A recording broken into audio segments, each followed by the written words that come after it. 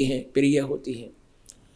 और वो परमात्मा तीसरे लोक में विराजमान है। और देखो फिर आगे 19 में और 20 में और कमाल कर रखा है। अपने आत्मा कहते हैं सच्चाई को कुछ दिन दबा तो सकते हैं पर मिटा नहीं सकते। तो आप देखो ऋग्वेद मंडल नंबर 9 सूक्त नंबर 96 का मंत्र नंबर 18 आपने पढ़ लिया कि वो तीसरे धाम में विराजमान है। बस अब 19 में देखो कमाल है।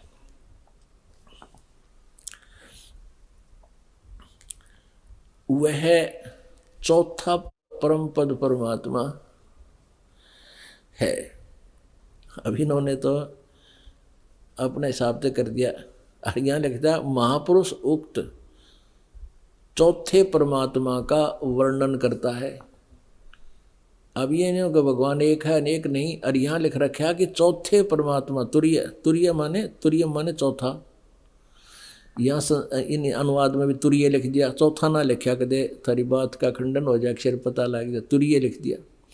और चौथे परमात्मा का वर्णन करता है। वह परमात्मा जो प्रत्येक बल में सचित है, सर्वोपरि प्रशंसनीय है।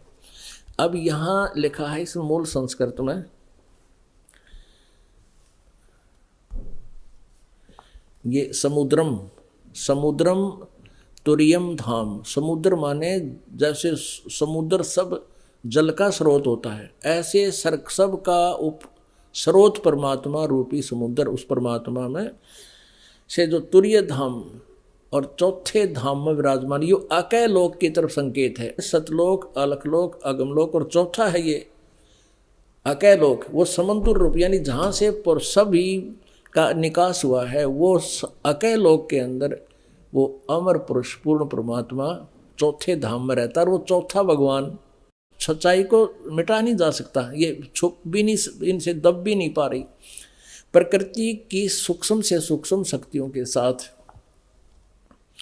जो संगत है, समुद्र का अर्थ इन्होंने कहा है कि जिससे सब भूतों की उत्पत्ति स्थिति और प्रलय होता है, वह है तुरीयम माने चौथा, धाम माने परम पद परमात्मा है। धाम माने चौथा धाम है। और फिर ये खुद कह रहे हैं कि उक्त महापुरुष उस चौथे परमात्मा का वर्णन करता है। अब चौथा परमात्मा भी है और चौथा धाम भी है। वास्तविकता तो ये है, स्पष्ट हो रही सारी कहानी। जो सर्वशक्तिमान यजमानों को तृप्त करके जो शीघ्र गति वाला है, यानी वो चल के आता है शीघ्र गति। एक अगर सर्वव्यापक है तो पहले ही वहाँ विद्यमान है, फिर गतिकरण की क्या आवश्यकता थी भगवान की। और सबका संसार का उत्पादक है। तो यहाँ ये बात स्पष्ट होगी। अब इन्होंने एक और स्पष्ट किया है। ये है ऋग्वेद मंडल नंबर 9 सूक्त नंबर 2 और इसका मंत्र नंबर 5 नीचे है। ये परमात्मन आप समुद्र रूप हैं। ये देखो आप समुद्र रूप हैं। या इन्होंने इसका विवरण किया है सज्ञम समज्ञ दर्वंती आपो यस्मात् से समुद्र, जिसकी शक्ति से जल आदि सब पदार्थ सूक्ष्म भाव को प्राप्त हो जाते हैं, उसका नाम समुद्र है। इस प्रकार परमात्मा का नाम समुद्र है। आ गया ना। इस प्रकार परमात्मा का नाम समुद्र है। तो यहाँ ये समुद्र शब्द है इसमें ऋग्वेद मंडल नंबर 9 सूक्त नंबर 96 के मंत्र नंबर 19 में समुद्रम तुरीयम धामम, वो चौथे धाम में और चौथा भगवान समुद्र माने परमात्मा। यहाँ कोड वर्ड है, यो अलंकार है इसमें कि वो परमात्मा जैसे सबका समुद्र से सबका निकास होता है, ऐसे उस सबका निकास जहाँ से हुआ वो चौथे धाम में विराजमान है। अपने आत्माओं सच्चाई ऐसे प्रकट हो रही है अब जैसे समुद्र जाल मार के मोती बार फेंक दिया करे। कबीर परमेश्वर ने जाल मार दी, हमारे लिए ज्ञान हमारे समक्ष रख दिया। अब प्रकृति के सूक्ष्म रूप शक्तियों के साथ जो संगत करता है, समुद्र का अर्थ है वो समुद्र, वह परमात्मा जिससे सबका निकास हुआ है, वह तुरीयम धामम चौथे धाम में विराजमान है। वो चौथे धाम में है, वहाँ रहता है। और वो चौथा ही भगवान है। यह देखो,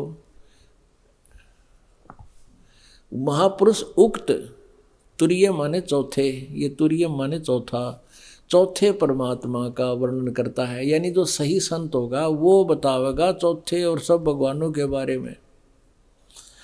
वह परमात्मा जो प्रत्येक बल में स्थित है, सर्वोपरि प्रशंसनीय है, सर्वोपरि सबसे ऊपर है और सर्वशक्तिमान है।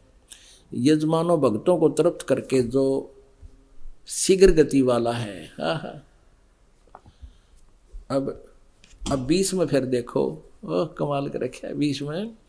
वह परमात्मा जिस प्रकार एक संघ को उसका सेनापति प्राप्त होता है, इसी प्रकार ब्रह्मांड रूपी कोष को प्राप्त होकर उच्च स्वर से गरजता हुआ इस ब्रह्मांड रूपी विस्तृत प्रकृति खंड में भली भांति प्रविष्ट होता है। यानी वहां से चलकर आता है, कहीं से वो परमात्मा गरजता हुआ आता है। जैसे मरिय माने मनुष्य, जैसे मरिय मनुष्य शोभर शरीर को धारण करता हुआ, यानी अन्य और तेजों में हल्के तेज पुंज का रूप बना के मनुष्य की तरह शरीर धारण कर, जैसे मनुष्य शरीर धारण करता है ऐसे वो परमात्मा हल्का तेज पुंज का शरीर बना कर धारण करता अलग से। अत्यंत गतिशील पदार्थ के समान प्राप्ति के लिए गतिशील होता हुआ और यहाँ आता है। धनानाम यानी जो भक्ति के धनी हैं श्रेष्ठ आत्मा, उनको मिलता है। यहाँ देखो 21 में, हे प्रकाश रूप महापुरुषों से उपासमान आप हमको पवित्र करें और वैदिक कनी कर दत्त यानी वाणियों के द्वारा, अपनी वाणियों के द्वारा शब्दमान होते हुए आप श्रेष्ठ पुरुषों के श्रेष्ठ पुरुषों के प्रति प्राप्त